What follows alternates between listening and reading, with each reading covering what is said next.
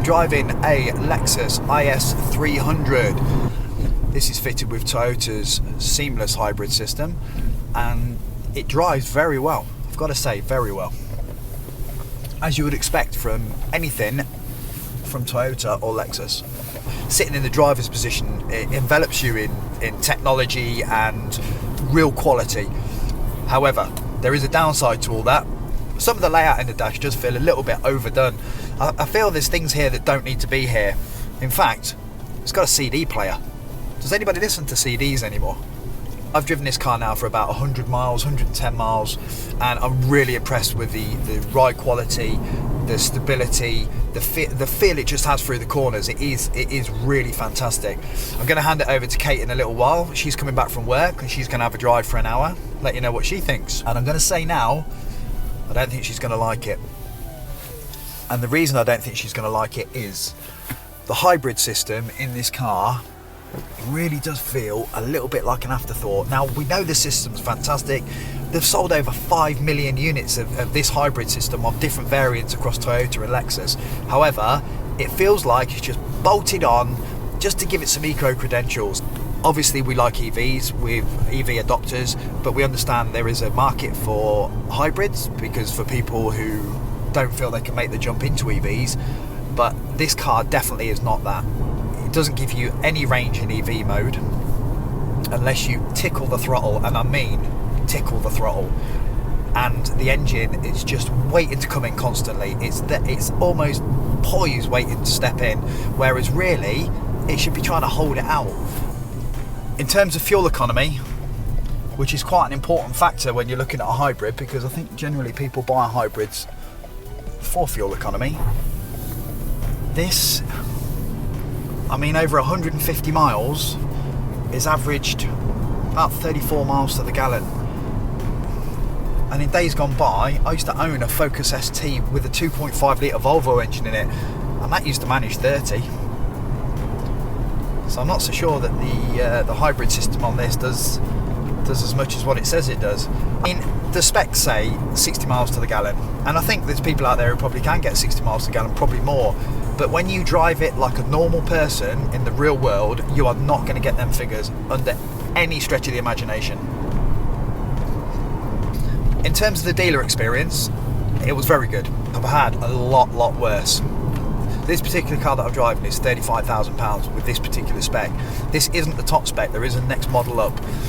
And when I consider the price of the car, I've got to say, really, I'd want a little bit more in terms of fuel economy and what I get back from the car. In terms of the spec in the car, fantastic, worth every penny.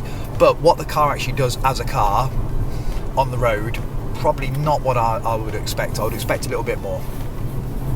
So the battery, located in the spare wheel well, in terms of size, tiny. There's not much energy stored in that bad boy, I can tell you. In terms of the ergonomics, the car's well laid out. However, I don't think it's amazing for the driver. There seems to be too many lights, too many switches, just too much to concentrate on. I mean, normally you may feel this when you first get into a new car, but I've driven this car for well over 100 miles and I still feel there's too much to think about. There's a nice little touch on the heater where it's heat sensitive. You just rub your finger up it and you can alter the temperature, which is nice. To give an example of that, the steering wheel on its own has got 13 different switches. That's far too much for my liking. The stereo, I'm going to say, is below average for the price of this car. I expect a little bit more. I think maybe we've got used to what's in the Leaf and what's in the Tesla, but this gives the impression it's going to be quite good. It's got some quite beefy speakers in the doors, and you look and think it's going to be fantastic, but really it's a little bit tinny and not to the standard you'd expect of a car of this price. Also, the reversing camera, it's a little bit pants. This is a 2016 model car. You expect more from a brand like this. In terms of driving modes, you have Sport mode. That will give you all the power from the engine and all the power it can muster up from the electric motor as well combined. You have normal mode, which will work typically as a hybrid, and you have eco mode, which will drive in the most eco way that the car deems necessary. You have another option, which is EV mode. There's a little button down in the centre of the dash, which if you press that, it will lock out the internal combustion engine until the car deems that it needs the engine. And I'm going to tell you now, that is not long after you start to move. In terms of usability in EV mode, there isn't really any usability. I'd say it's a little bit misleading to say that it's an EV or it has an EV mode. I mean, ultimately it does move on electric, but that is pretty much all it does in my opinion. It moves on electric. If in terms of usability in the real world, it doesn't have any EV usability, I feel. I'm sure that's going to upset some people. We recently did a review on the e-Golf, well Kate did, and somebody put a comment on saying this is just an internal combustion car with a battery in the back, which I didn't think was quite right. Not for the Golf. No, because you know, you could drive it 25 miles on electric mode. This car is said that you can get up to 40 miles an hour in EV mode only.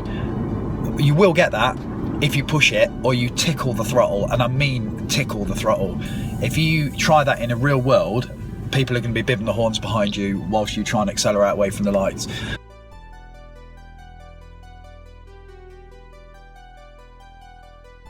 The driving position is excellent with fully adjustable, heated and ventilated electric seats and reach and rake.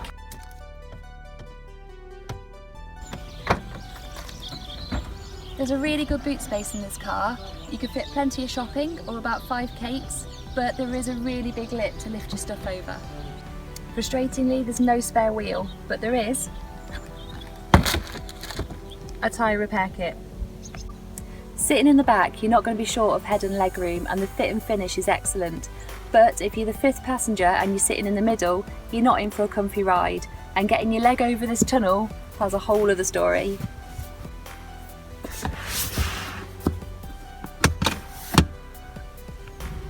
This centre console really impedes on interior space and gives the passengers in the front an almost claustrophobic feel.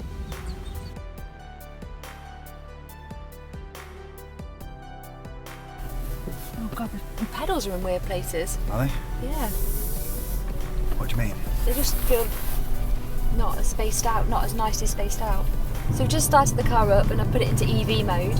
And one thing I've noticed, and I'm not used to this, but having driven electric cars for a long time, is the severe lack of regen braking. I mean, the car's just run away with me as I've been going down a hill, and in a Leaf or a Tesla or any other electric car, normally what would happen is the car would slow down because it's recapturing the energy. Yeah. But there's none of that.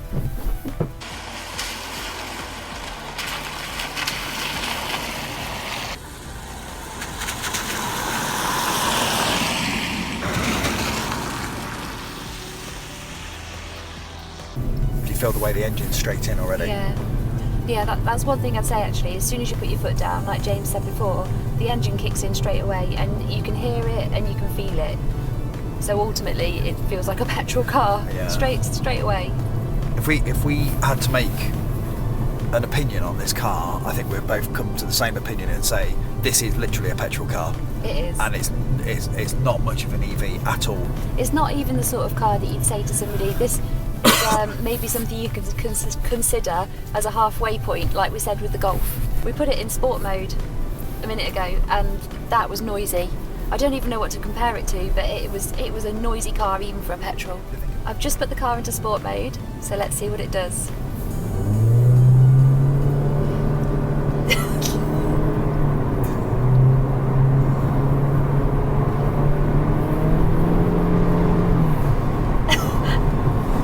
Well, what it does is it makes a lot of noise.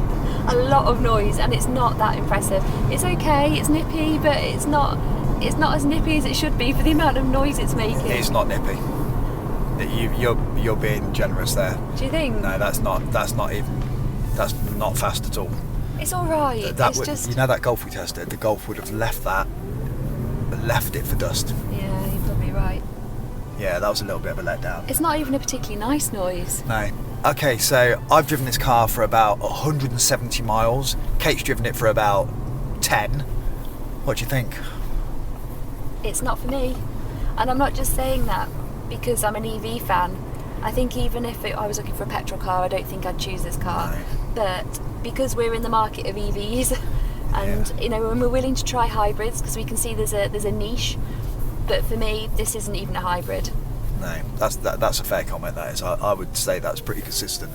And this time we actually agree on something. The one thing I will say after my bashing of the Ioniq is that it does look nice from the outside. It looks sporty. It's got really nice lines to it, hasn't it? It's beautiful. There's nothing not to like about the styling of this car. The outside.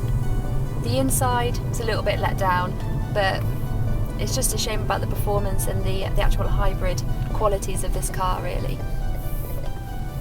We agree. We do. High five. I hope you liked the review. This was another one requested by the YouTuber. If you did, like and subscribe. If not, no problem. We'll see you next time. Thanks for watching.